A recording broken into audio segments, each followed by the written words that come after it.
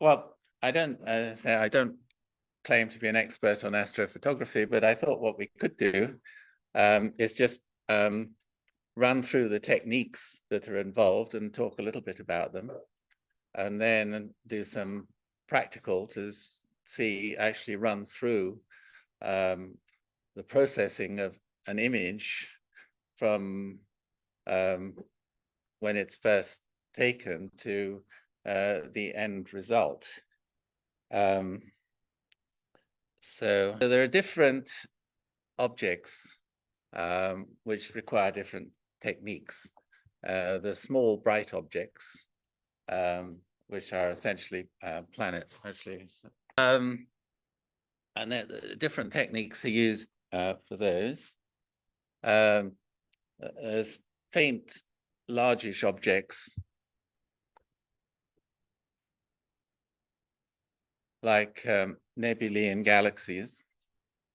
And then there's wide angle shots of the sky, which you can take with just an ordinary DSLR, for example. And I was going to show you an example of some shots that I took with a regular DSLR and then stacked to produce a complete image.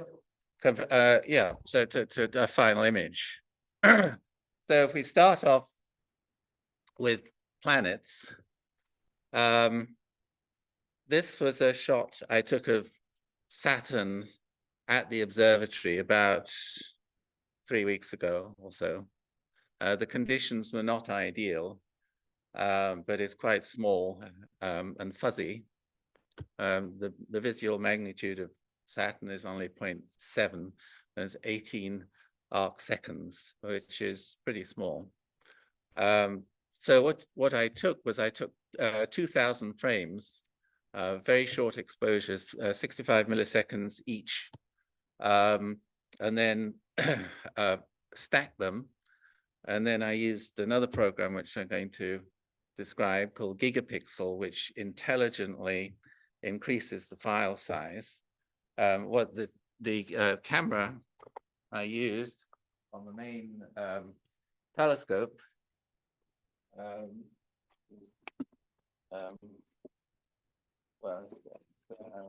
yeah, it's just a little planetary camera, and it actually fits just into the socket where the eyepiece goes of the main observatory telescope. And we found with this camera, actually, I didn't need to adjust the coarse focus. I was just able to do it with the fine focus. So that I processed and came up with that. It's still a little fuzzy, but I'd say the conditions were not good. But it's also a much larger image, you'll notice, because I intelligently increased the file size. Now here's another one. This is a wide angle shot, just taken with an ordinary DSLR. It wasn't, I've actually put the tripod on one of the pads that are new pads at the observatory, so you can see them actually being in use, although this particular shot was taken in Australia, looking south at the Milky Way over Sydney. And it was particularly challenging because actually if you look at around here, that's glare from Sydney, which I had to somehow figure out how to get rid of. And that one, I took 15 30-second frames, 1000 ISO, and stacked them, and then subsequently processed them. And I stacked them with the program I use, AstroPixel processor. There's one called Deep Sky Stacker, which is free. This one is a subscription, but I find it's to some extent a question, you get what you pay for. I find it's a much more comprehensive and effective program. And then that's what I ended up with after processing. And I was I wanted to get the Carina Nebula, which you don't see in the Northern Hemisphere, and also the Large Magellanic Cloud. and I managed to get them, despite the fact that there really was it was very poor conditions. There was a lot of glare from the lights of Sydney. Could you go back to the previous, the original? So you couldn't see the hardly see anything. No. Yeah, Well, it's sort of there, yeah. Yeah, it's kind of. right. There you go.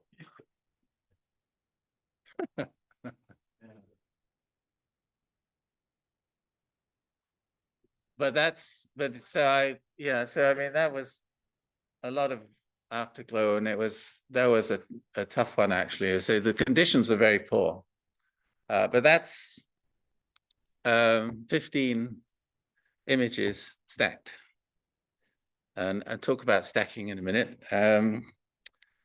Now that's a stacked image from Stellina, which is the robotic telescope, which I put a picture there of it to the side. Well,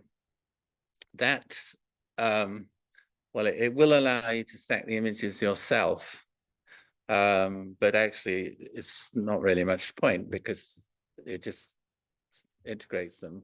But it outputs a TIFF file, which is unprocessed, and you can hardly see anything. You can see a few little dots there, which are stars, and that's the image after processing.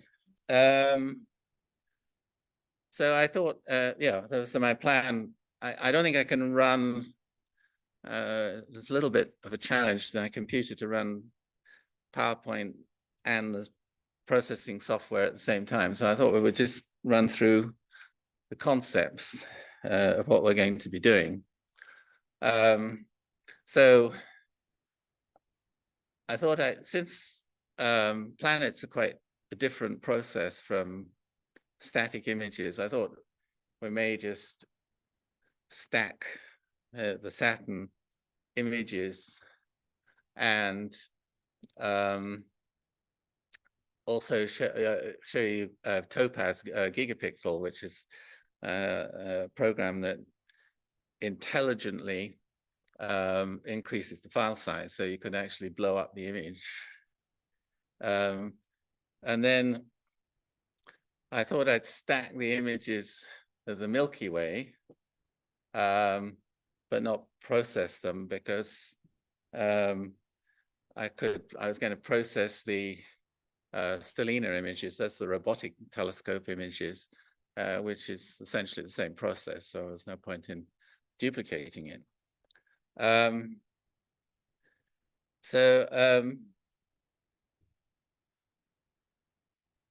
Stacking, for those who don't know what that involves, it's a way of essentially increasing or improving the signal to noise ratio of an image. And the basic principle is that noise is random, so it will cancel out. Whereas the signal, of course, is constant. So if you stack enough images together, the noise will tend to cancel itself, and the signal will be enhanced. And I've got a little diagram there. I thought sort of by way of explanation. Okay, so if you imagine, so total values, there are 256 levels that are displayed on a screen, going from 0 to 255. 0 is black, 255 is pure white, and 100, well, actually 127 it would be midtone. But the midtone, let's say, for the sake of argument, I say if you've got a gray screen, well, all the pixels are 128. So it's a uniformly gray screen. In the presence of noise, what would happen is some of those pixel values are going to change randomly up and down. And you can see that if you stacked enough images, if the variation is truly random, the randomness would cancel itself out and you'd just be left with the original 128. That's the kind of basic principle behind stacking. And in the old days, it's called stacking. And in the old days, they used to have photographic plates, the negatives, where they literally stack them one on top of the other to enhance the actual image that they wanted to view. And yeah, so and if you do the mathematics, basically the signal to noise ratio increases as the square root of the number of frames that you stack. So 16 frames, you get a 4 times improvement in the signal to noise ratio. Now, we're also going to talk a little bit about stretching, and that has to do with the fact that, as I mentioned, there are only 256 tonal values that are displayed on the display screen, but there is actually a lot more data in the actual image recorded by the camera, depending on the bit depth. But so what we have there in that, it's a sort of histogram, is you've got pure black on the left, pure white on the right, and all the tones in between from 0 to 255. But if all the data is, let's say, between sort of, 30 and 35 or something, you're not going to see very much on a display, but you're missing out all the data that's there. So what we do with the curves and the levels and curves adjustment is to spread out that data that is present within that narrow band and display it across the whole range of tonal values that the screen has the ability to display. Okay, so some more things we're going to do when we do the processing. High pass filtering. What that does is it finds edges in the image in grayscale and increases the contrast across the edge. So the brighter bits get brighter and the darker bits get darker. And that has the effect to the human eye of sharpening the image. It's just the perception. Another technique that we use is blurring. And that's the stars are, of course, point sources. So they would, in theory, be infinitely small, but of course they're not due to the presence of the optics. And there's a thing called a point spread function, which is how the optics will display a point of light on the image. And so you see the stars as finite blobs, which is, a bit disconcerting. And blurring averages or it changes the value of each pixel depending on the values of the surrounding pixels.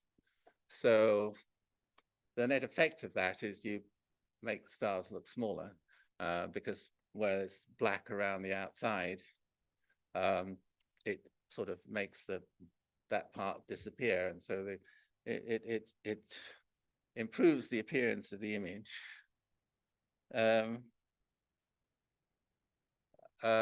Saturation, so that's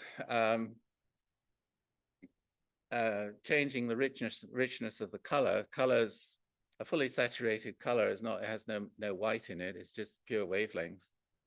As you mix it with white, it becomes sort of kind of more washed out. And one of the things that I do is certainly when you're outside of a nebula, when you've processed it, you could tend to find that the stars look sort of too red or something. You can mask those increase the saturation and it makes them look more natural. I mean, that's what I find. I'm not, as I say, I'm not an expert. It's just what I do. It seems to work. Denoising, that's done in the software, but it uses wavelets, which sort of basically it's a bit like a Fourier transform. It sort of breaks the image down into different levels of detail. So you can kind of get rid of the noise that way. And then masking, yeah, so you may want to selectively change parts of the image, and that's what I was doing with that picture of the Milky Way, where I was trying to get rid of the glare from Sydney. I masked off that part and then changed the tonal value, but also feathered it across the boundary so it doesn't change sharply to try and make it look natural. A lot of it is just sort of artistry. It's trying to be creative. I'm not, I don't claim to go for scientific accuracy, but I think for that matter, neither does NASA when it sort of publishes images. They try and make them look good. So that's,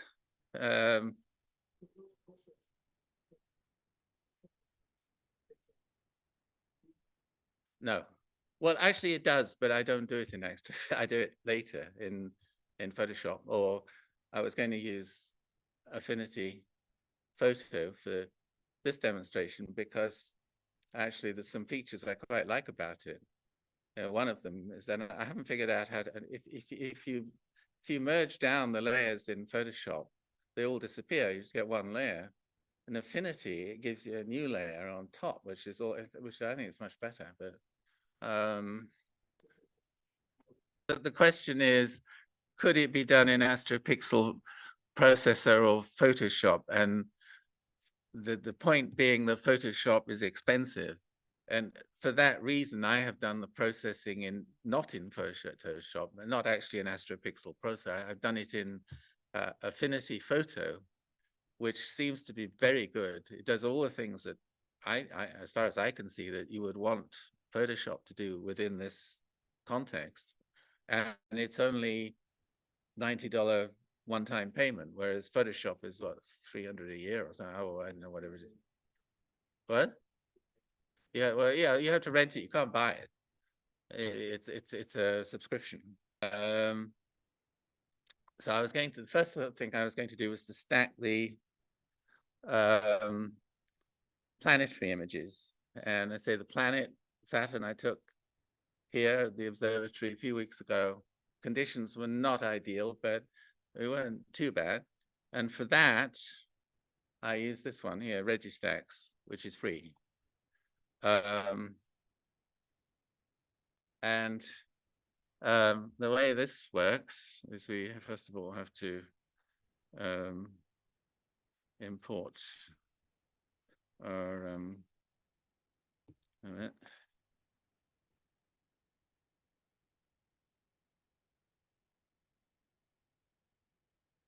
okay.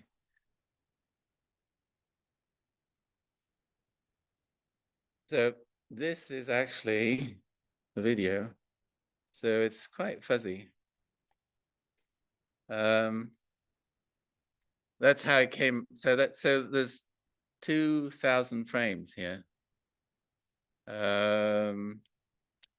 Now, there's a slider here, which we can slide through the various frames. And you see, that's how it appears when you look in the camera because of the atmosphere.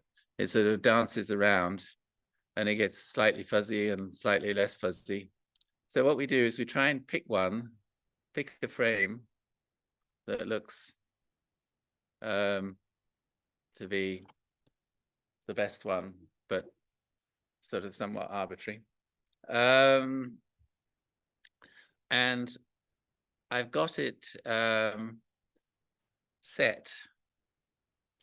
So it's going to take the best 25% of the frames, align them and stack them. So what we do, we set the alignment points, and this is just so that the program is going to put all the images into alignment. So you've got one stacked on top of the other. So we do that. So we go align. Actually, it shouldn't take very long.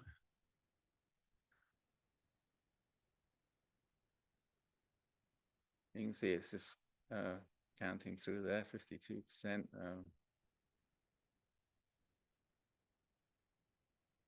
And maybe a bit slower because I've got Zoom running, of course.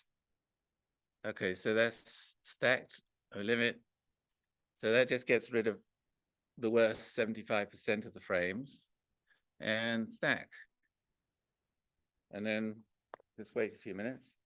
Sorry, there was a question about alignment because the images are bouncing around due to the atmosphere. And the program, when we go through that alignment process, that's what it's doing, is it's stacking the images one on top of the other. So there's a stacked. Registax is free. So that's already improved it. Well, I hope you see it's improved it. Certainly it should have improved it a bit. So then the next stage is we go on to wavelets. And this, well, the first thing actually I do is do the red, green, and blue balance, which is this one. But I usually just put it on auto. And it sort of already becomes to look a little bit more like Saturn. Then I use these wavelets here. I usually turn that one right up. That's the most detailed one. I don't actually, it does make a difference. I'm not sure the difference is really coming out on the screen, but anyway, that's the process you go through, and then you can play around with these sliders here to increase the sharpness or decrease the sharpness. So that is. How many minutes did you take of this shot? That was how many minutes or? Yeah, total like the time. Well, it was about 30 seconds, maybe. Okay, so is it, could we think about if we were to say have 10 minutes of shots, that we'd be able to start seeing some of the bands and things? Yes, well, it depends on the seeing conditions. I mean, if the seeing conditions are really bad, there's no matter of processing is going to do that. But, and especially Saturn's quite small. What I want to do actually, when we get a nice clear night, is go and use this process on Jupiter, because I think with the club scope and Jupiter, we should get a really nice image of Jupiter. But yeah, I mean, it depends how high Saturn is. It was fairly low in the sky. I mean, ideally, we want it to be much higher. We had a full moon. Yeah, it was not ideal. So I mean, I was quite pleased with. Then, actually, what that does is it's still quite small, the image. So then what I use is this program here, gigapixel. And okay, so if I take a small image of Saturn and drag it in, and go zoom to fit, you see on the left-hand side, I've got 972 by 1096 pixels, which is pretty small. And that's because, by the way, I cropped it. I missed a step. I cropped it in Photoshop so we didn't get all that black. And so then I've now got it on 4 times enlargement, and it intelligently increases the file size. So if you want to print it on a, just a sort of, it doesn't just look like a tiny dot. Because it's a little misleading when you look at the screen because you can't tell, but if you're printing it, the first one would be really small, and this one is a little bit more respectable in size. So that is stacking bright objects, small, very short exposures. It was 65 millisecond exposures. So 2000 frames of 65 milliseconds each, stacked. So that's that one. we don't need to save that. So the next one is the Milky Way, and that one was a series of 15 images, 30 seconds each. And if you, there is a formula, a very approximate formula, that if you divide the 500 by the focal length, it gives you approximately the amount of time in seconds that you have before you start seeing star trails. So I was using a wide angle lens, so I had 30 seconds, which is okay. But the other option, if you just want to use a camera, which you can do, you can get the our speaker on astrophotography. A lot of the excellent shots he took in the Southern Hemisphere, he'd taken with just an ordinary camera and no telescope. You know, 200mm lens, you can get some quite decent shots of nebulae and things, but you do need a tracker. And this is one here. This just rotates. You just point that at the North Pole or the South Pole if you're in the Southern Hemisphere. And it rotates with the Earth, so it keeps the stars in a constant position relative to the camera.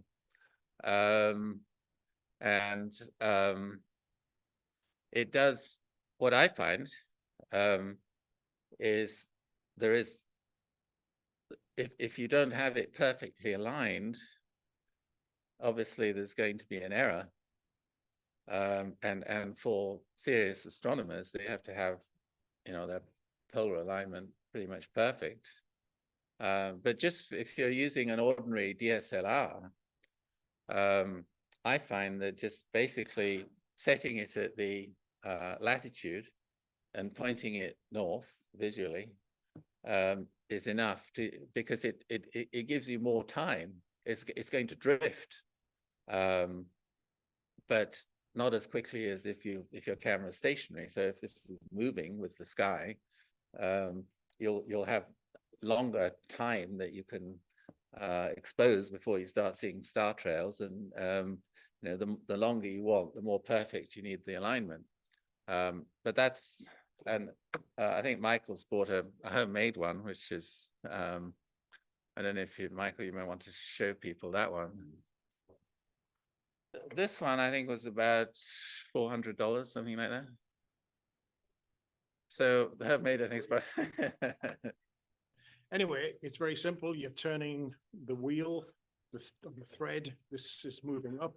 The camera is sitting on here, and so the camera is tracking. You've aligned the board. You've aligned it this end at Polaris at 49 degrees. So now this moves and it follows the sky. Just be careful you turn the wheel in the right direction. The first time I used it, I accelerated the movement of the stars. They raced across the camera screen at 30 degrees.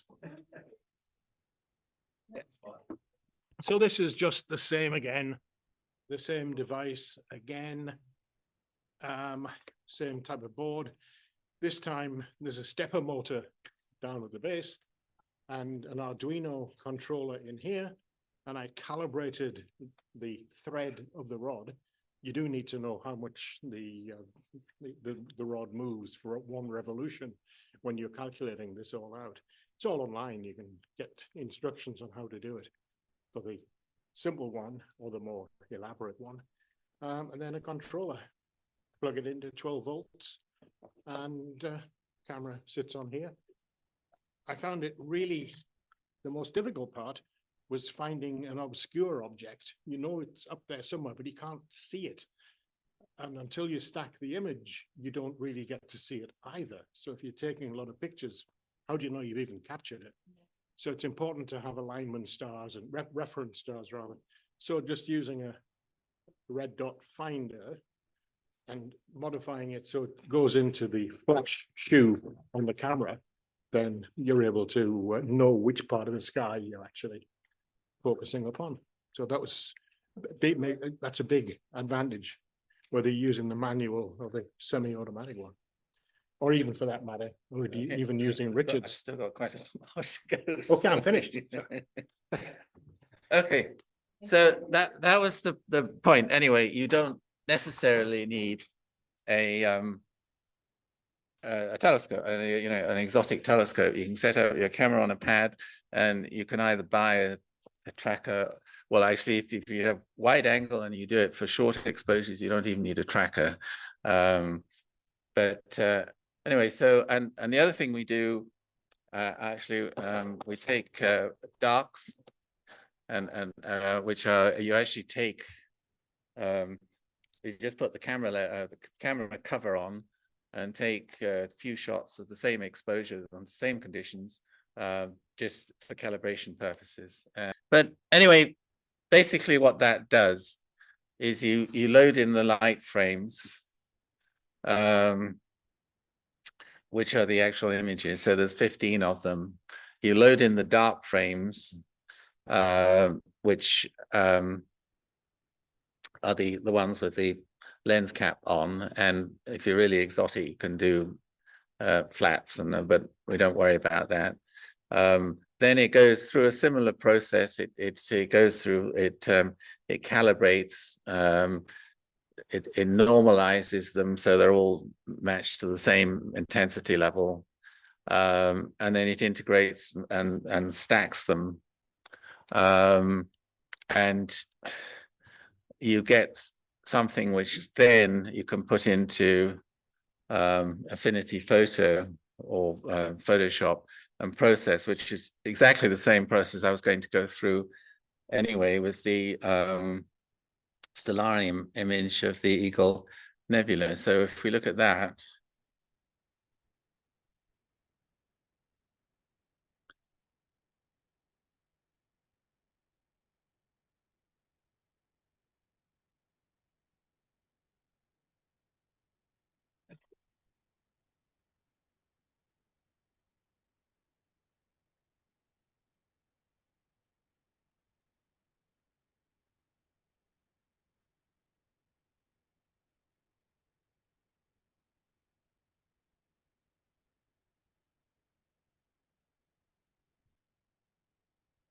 okay, so that's our first. I've got to move this out of the way now.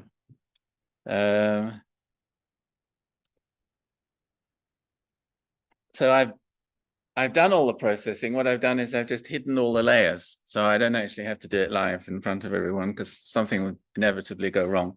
So the first thing we do is the levels adjustment, and that is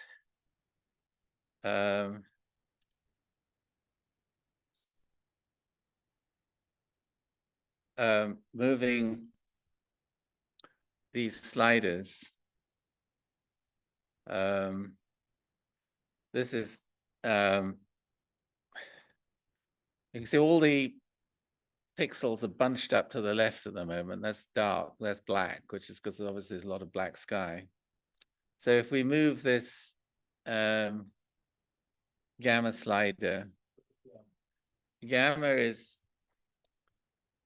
it sets the mid-tone level. So if you've got white at black at one end, white at the other end, gray in the middle, it correlates the input levels to the output levels. So you might want more data, as we do, from the dark side to get into the image. So if I slide it, you see it brings, but if you go too far, you just bring a whole lot of, okay, let's see. It gets too light, so it's a compromise. So but what I do is you do it several times. So you start to bring out, if I slide this across, you start to see the image.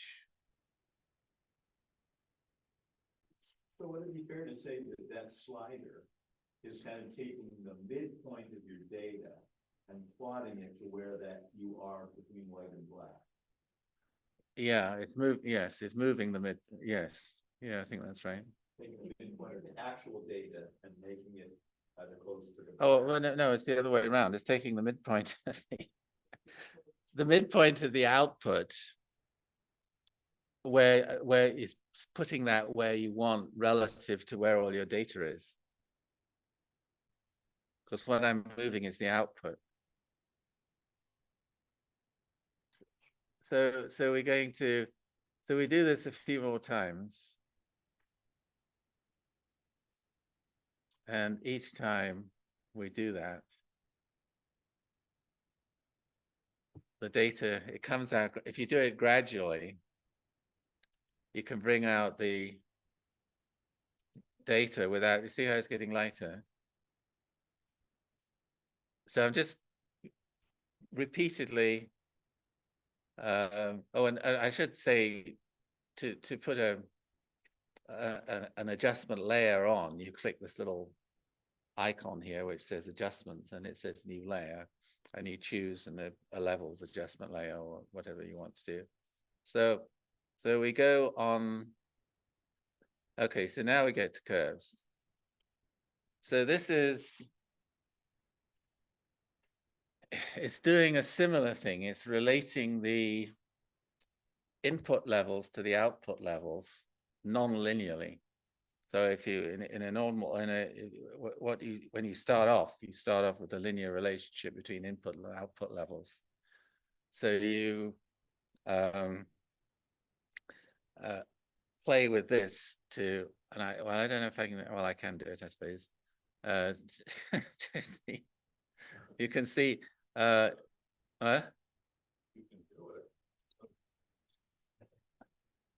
see? So, and then you go on to the next one. Okay, so you usually do that several times. And then, well, I sort of actually go back and forth between curves and levels and try and get it. The next thing is high pass filtering.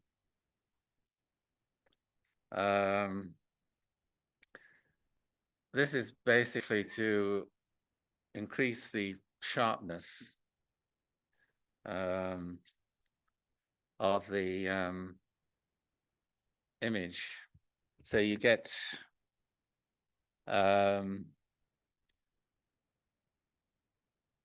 it scans the image and looks at all the edges and increases the it actually does it in Grace. Oh, isn't it?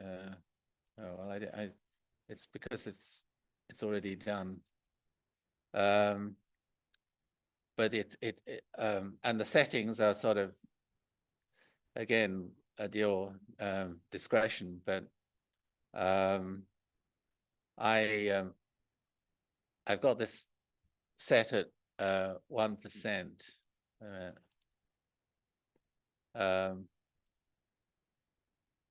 1 pixel, and then again I've done it several times actually. I think and then I did it with 2 pixels. 2 pixels.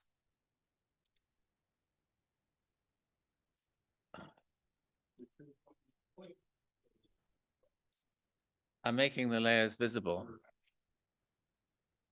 Well, it's an operation I've already performed, and rather than doing it live in front of an audience, because it would inevitably not work, I did it ahead of time and then hid all the layers.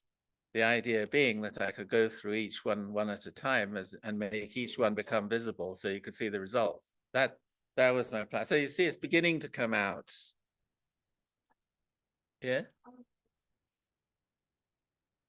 Yeah.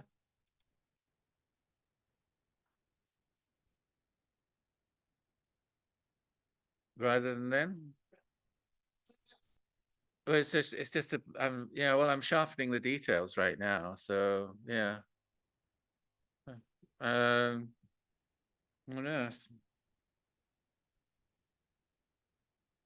Would you do it after? I don't think it really matters. Can you sort of, okay, so you just did the sharpening process, is that correct? Yes. Okay, can you just quickly show us before and after?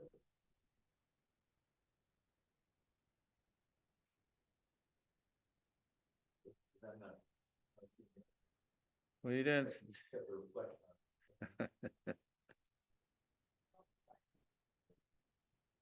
Let me see. Let me see that.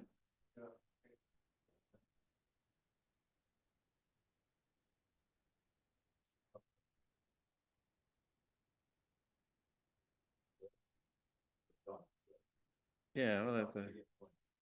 Yeah. That's all, that's basically what's happening. Yeah. Okay, so it's not really kind of finding the edge of the nebula. No, it's finding the edge of the detail in the image at this point. Okay, so then the next thing was blurring. So that's again discretionary thing. What you're trying to do is to make the stars, not quite so prominent. So what I've done here, I've got it 25% opacity, which sort of I just build it up one layer at a time, just gradually softening the edges of the stars so they're not quite so prominent. So if we go, I've done it again.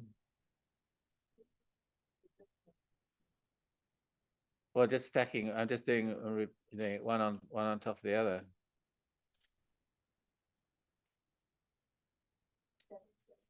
No, no, this one actually I've just repeated it. I've just got it at 1.5 pixels. But that depends. I find if you do it too much, then the stars just kind of disappear into a blob. So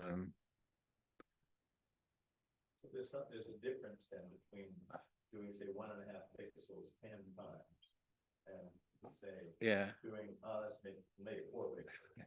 Yeah, if I make it 4 pixels, I don't know if I'm going to ruin my.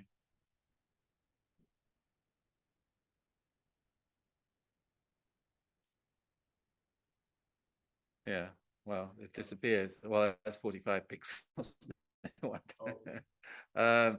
9 pixels.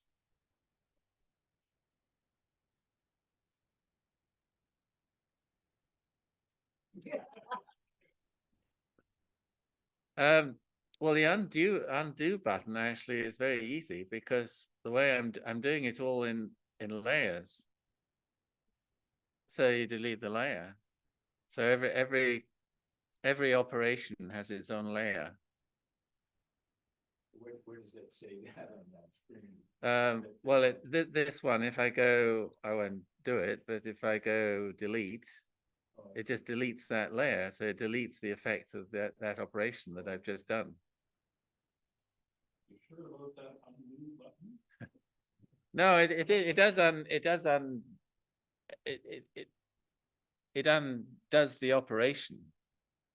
So I've just when I delete the adjustment layer, it deletes that entire operation that's performed by that layer. But yeah. So, well, anyway, selective color. Yeah, I don't.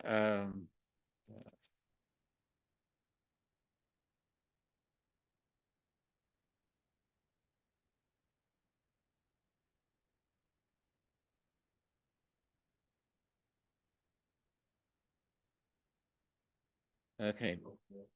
So now you're beginning to so now I've merged down all these layers. You're beginning to see something interesting.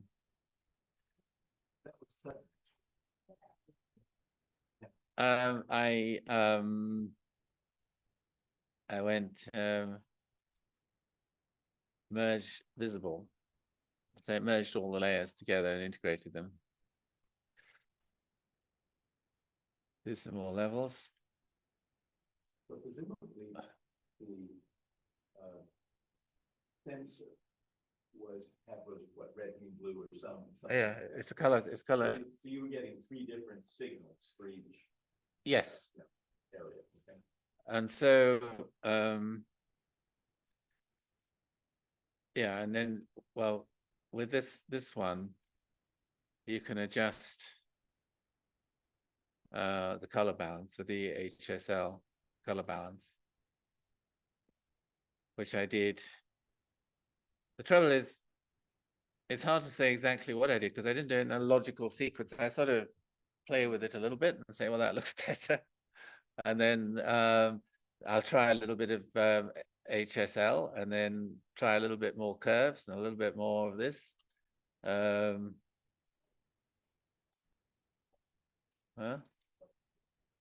there we are. So, and then what I did finally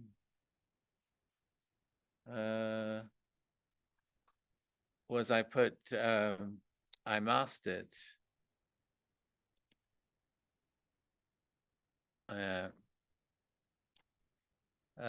feathered it.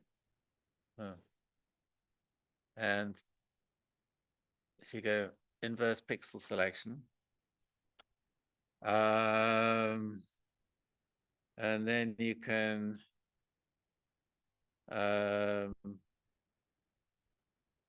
add a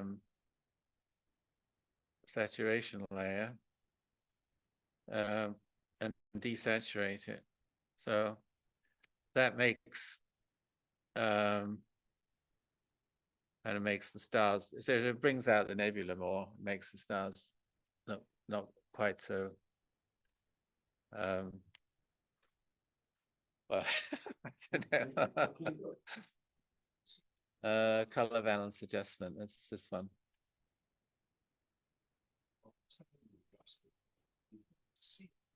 Then it was yeah, hang on. My question is that red, shall we say, real or just artificial? Well, in the sense that like for instance, the red pixels in the sensor have a lot more, were they brighter? Yes.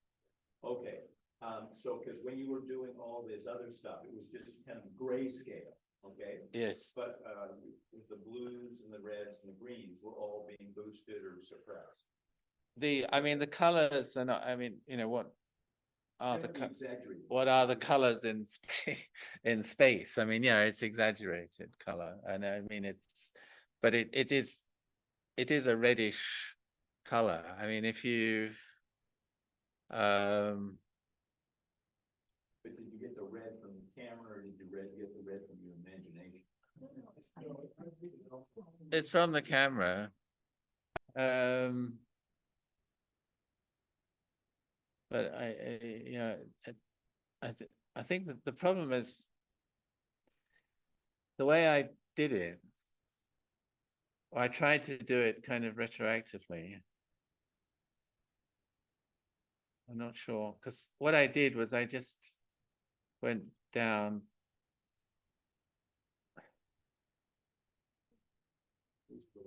Yeah, these are the layers. So it's taking out the layers. Okay, so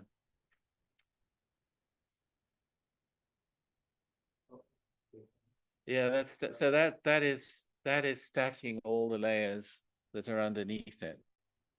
So that one is merge visible. So it takes all the layers underneath it and then creates a new layer. So did we miss the red layer, or was no? It was faint red. It was faint, and then it's stumped it all up, got bright. Absolutely, yeah. Okay, got it. But there's a lot of, discretion. It's not a sort of formula. Does it take you long?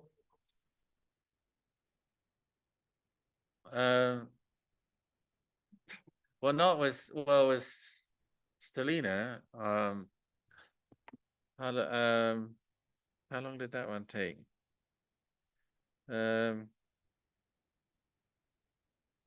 Oh, that one, Eagle Nebula, 27th of October. There was 120 photos, and they're 10 seconds each, whatever that is. But I mean, they're not consecutive because actually it rejects a lot. Anyway, I was trying to illustrate the principles rather than the details, but that's the basic technique. You've got your tonal adjustment brings out the background, the filtering sharpens it, the blurring reduces the stars, and the well, actually there's a denoise layer in there somewhere too. I think I missed that one. But then what I find is that the stars tend to get sort of adopt the same color as the nebula, essentially, because of the way you've used the tonal curves. And so that is basically, you can either mask it, or actually what I do is just select it and then just go oh, I've got my. So what are you trying to do? Fix the color of the stars? Yeah, so you've got so you go invert selection. So now I've selected everything except for the nebula, and then if I add a an HSL, it's hue, saturation, and luminosity. Desaturate, and look, stars have sort of got a more natural color. Well, I've just desaturated them, so they've got that less color, but more white mixed in with them. But they're not so reddish. And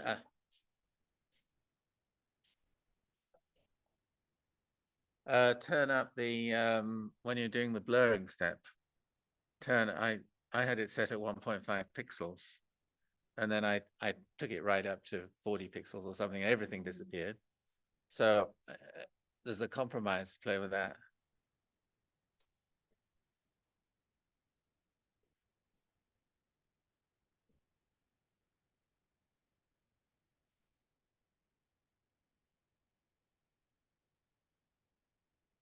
Oh, well, that's where you have to feather it. You see this? You see it? A minute. Oh, I've got. I keep getting there. You see, it says feather.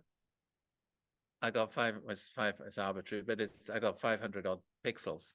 So that means you don't get a sharp contrast. So it kind of It's not so noticeable. Sorry. Well, that one is 500 for desaturation. I've got full desaturation, and it's 520 pixels feathering, and that's what I used on that image of the Milky Way, because that was really tough. And I just wanted to show the main part of the Milky Way in the Large Magellanic Cloud, which is especially because we don't see that here. And I had all that light from Sydney, which was ruining my photo. But I managed to sort of get rid of most of it using that technique. So, I mean, that's I think that's pretty much it, unless there's any more questions. Happy with this picture, so you now save it, Mm-hmm. put it in a new file, finished, perfect. It's never perfect. You can always look at it and say, "Oh, a minute, I could tweak it a bit more." So, question is,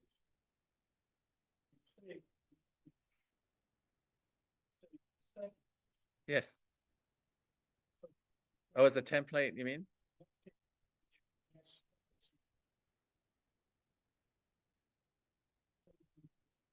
Pictures, same amount of time, and you just import that next picture into these settings without you wanting to do anything with it, Yes, actually, you could. which would look Yes. So well, yes, yeah. The way to do that is because I've done it all in layers. If you just import the new image and put it as the bottom layer, then all these settings are going to apply to the new image. But I mean, the trouble is that might not work. Save the sort of. Yeah. construction. Mm. Well, I mean, you save it in the file. So I mean, actually, you could, I mean, I could just save this. Well, I could even take away the lower layer and just make it blank, but I could save it as a file called template or something, and then just import the new image in and put it at the bottom as the bottom layer, and then all the other layers, adjustment layers, would apply to that bottom layer. But well, I know that's but I was answering the question. That's what I said. It's not necessarily going to work with a different image because, but then, but I suppose you could use the template. You know, you could take the stack of adjustment layers and then just play with them one by one. You still have to do that. Well, if you were photographing very large objects.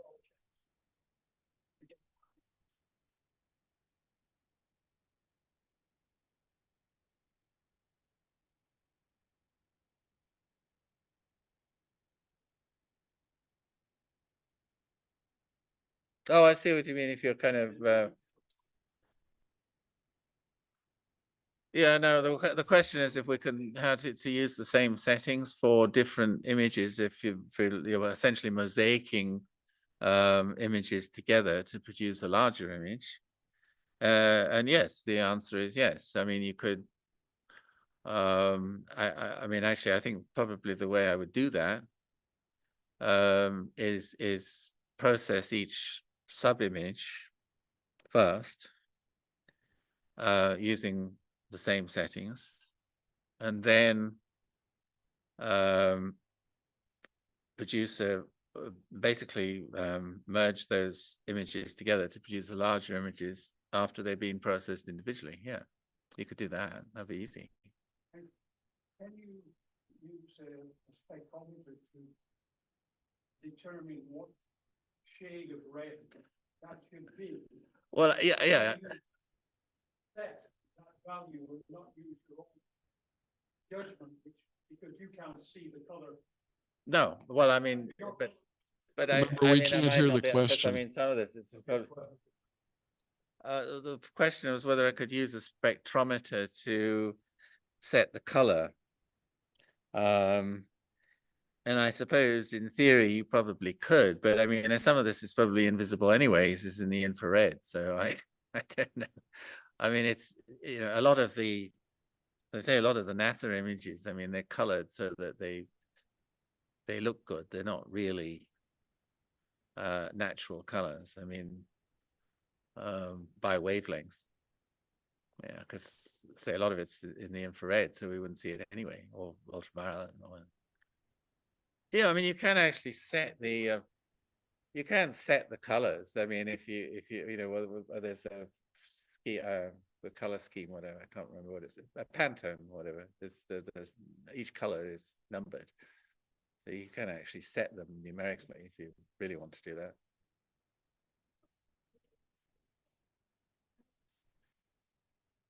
Well, that's for me it is. I mean, that's what I'm you know, I'm more interested in making pretty pictures.